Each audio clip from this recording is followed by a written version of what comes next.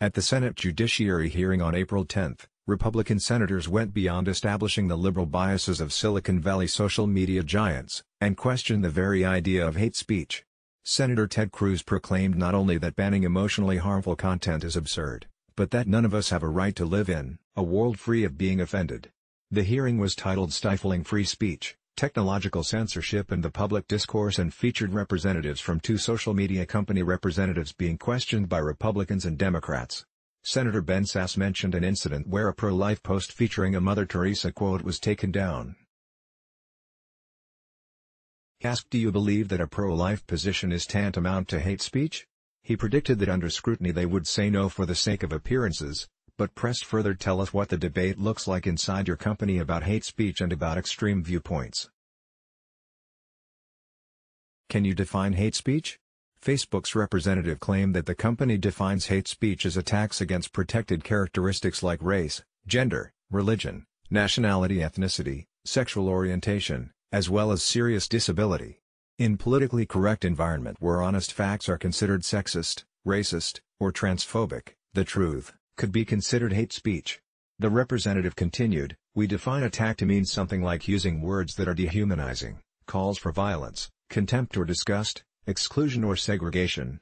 Of course, conservatism is based around natural law, which can be considered exclusionary by inclusion-obsessed liberals.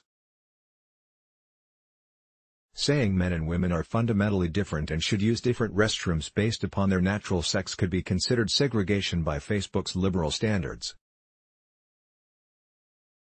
Senator Cruz later called back to this interchange, saying he found it curious how Facebook's representative omitted gender from the list of protected characteristics. Misgendering has been considered a bannable offense on places like Twitter, and transphobia itself is one of the newest identity politics-related hysterias.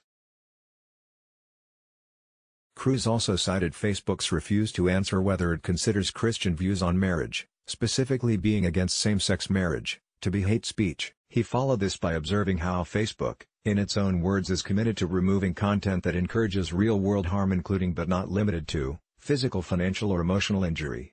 Cruz described the idea of banning emotionally hurtful speech as a nebulous standard.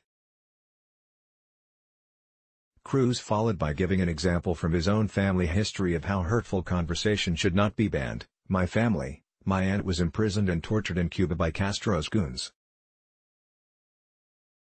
In terms of emotional injury, I find it offensive.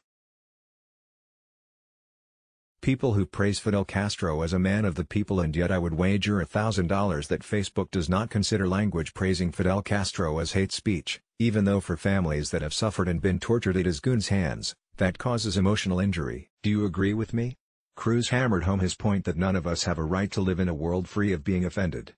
Although in a free country like America we do have the ability to argue against it.